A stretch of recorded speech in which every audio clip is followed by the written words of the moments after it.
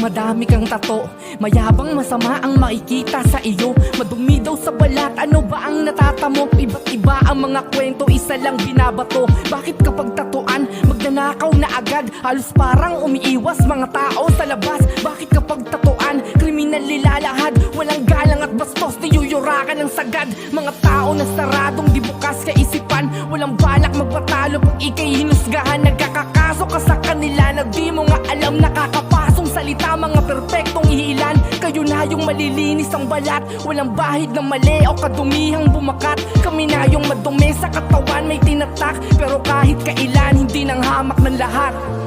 Oo, may tattoo ako pero di ako masama. Oo, may tattoo ako pero di ako masama. Oo, may tattoo ako pero di ako masama.